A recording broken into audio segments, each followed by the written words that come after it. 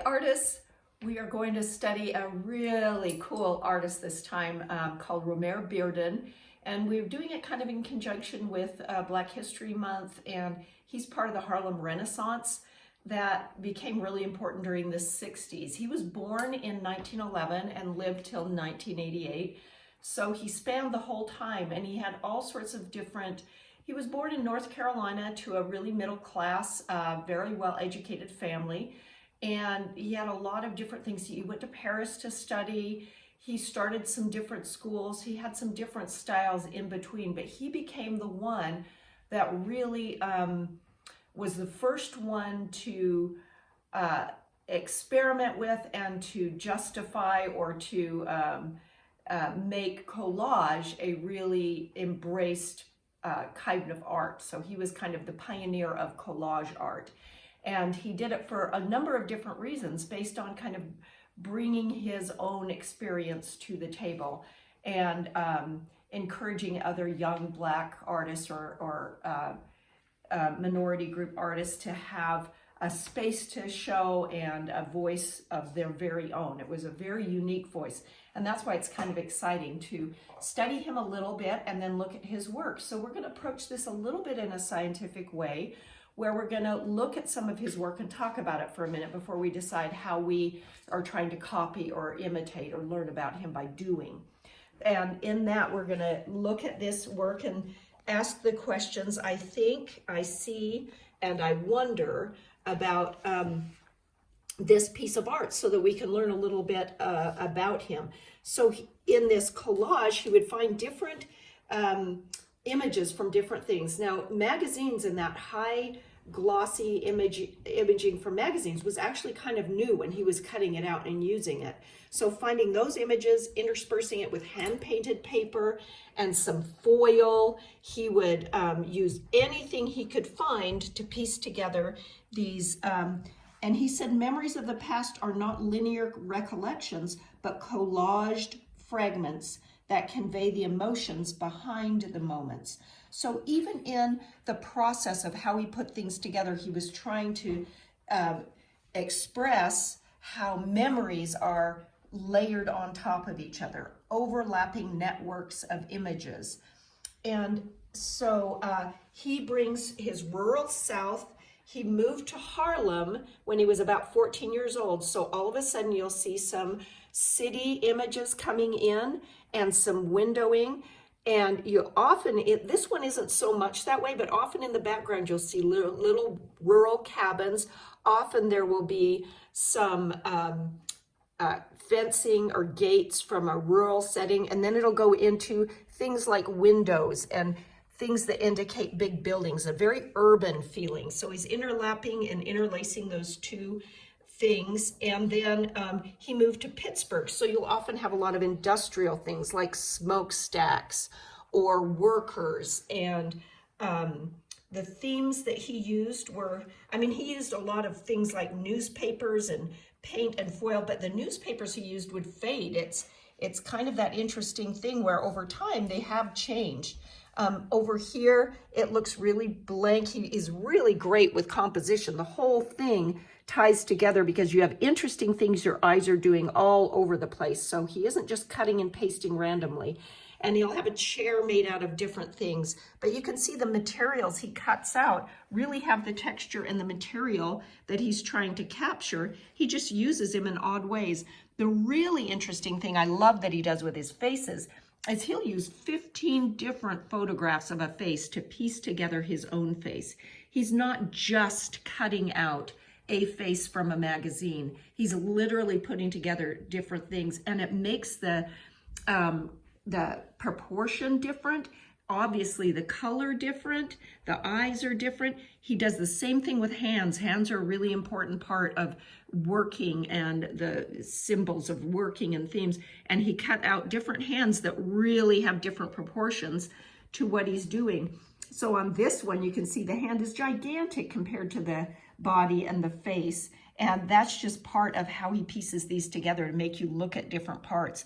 He also has included his cultural things of African masks, and he will use random things like a pot and a piece of ice to kind of indicate something like a native mask, or even these very Aztec-y looking faces. This one here, and then this one here, that are just cut out of outlines, but they have that feeling of an Aztec profile sculpture that you get. He, for a while, in between when he was painting, he turned into a jazz and blues artist and studied and played in a band. And so music is a really huge part of not only that he played it, and often many of his collages are about bands and jazz bands and musicians. There's a lot of that from his cultural background of music, but also just there is a lyricism in how he puts things together that feel like it's music. There's often lush foliage from his North Carolina childhood, bold patterns. Look for trains. This one doesn't have it, but he often has trains, kind of indicating that travel from rural to urban that a lot of African Americans made as they traveled north to get more opportunities during the Jim Crow era. And he has rural shacks, birds, row houses, stoops meaning those stairs in front of the row houses that people would hang out on and do music and jazz and share stories, windows, smokestacks, like I said, large hands, musicians. So when you look at this and you write down before you start your own collage, what do you think about this? Wow, it's really pieced together. It's really odd, or it's whatever you think. Write down about 3 things. I see. What do you see? Some have called it a patchwork or almost a quilted look. Some say it's a cubist quilt. So he was really in that moment of abstracting artists and surreal artists, and he just made his very own voice with this collage that's even more interesting, I think, because it was stepping one step farther than all those modern artists. And then I wonder, what is going on? What is it that catches your eyes? What materials is he using? Being able to pick out what is a magazine, what is a newspaper, what is a foil, what did he hand paint himself as paper? What's the setting? Is it his North Carolina urban or rural, or is it his Harlem urban, or is it his Pittsburgh where he spent his young adulthood more industrialized? What happened or will happen, or what happened just before this got put together as far as subject and what's going on, the plot of what is happening here? This one is called Blue Interior Morning. So maybe you can imagine how somebody just woke up, or maybe this is a breakfast table, or maybe this is getting ready for work, or the clue of the title will give you an indication of what's going on.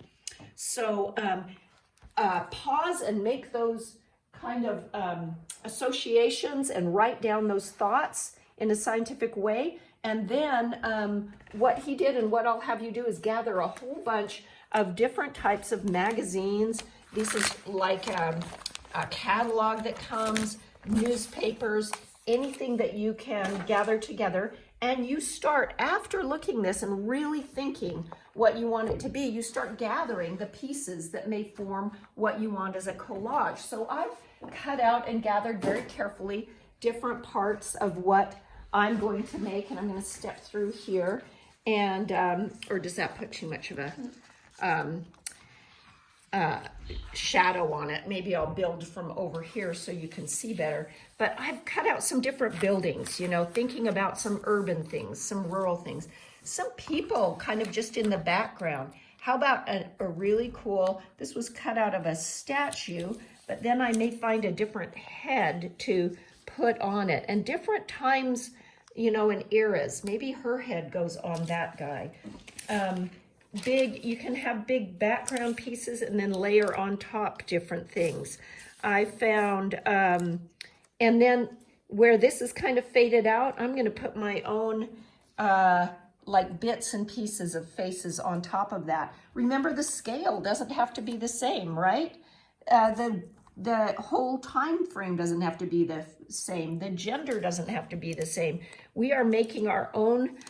And that's kind of a rural shack, the way he would indicate, or if I'm making this for myself, my time in my country that I love, in the countryside, and then building on top of that the buildings. And you just piece by piece, and windows were a big thing for him. So he would put, you know, somebody in a random kind of like window, and the abstraction of those kind of tribal masks that he loved putting in there. Also, he was a big fan of fences and gates, because of that walking through and not being fenced in. You know, sit this guy somewhere on top of things, and always, you know, not right next to each other where you have a lot of room in between.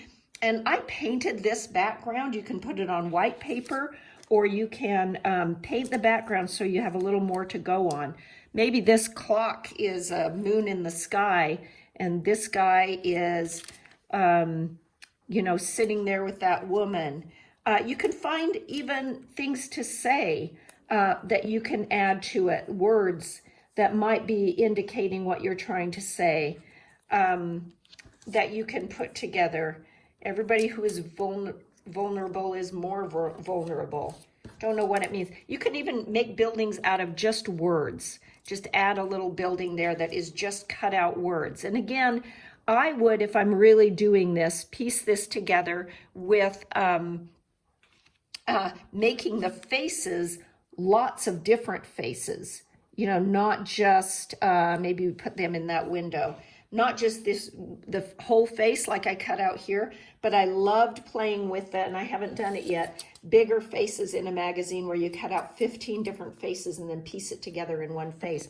But as you slowly put this together and think of it as a composition, remember big things, little things, small things, dark things, light things, all those elements of art still come in. Line, shape, color, texture is going to be a big thing. When you're searching through your magazines, find really interesting things to say what you want to say. Remember Romare Bearden's ideas about bringing his past, his childhood, his middle age, and his future all together and layering them on top of each other, you know, into one moment. That's kind of such a abstract art and modern art idea, and it's brilliant because you're not having to make it up. You can find it in all these books and places and put it together.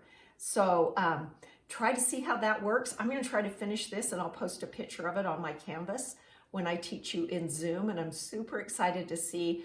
And please, I'm giving you a tiny taste of these artists as I'm telling you about them. Go and delve into it more. Give a Wikipedia or a Google of these guys and find out even more about them. They're interesting, interesting people, especially Romare Bearden.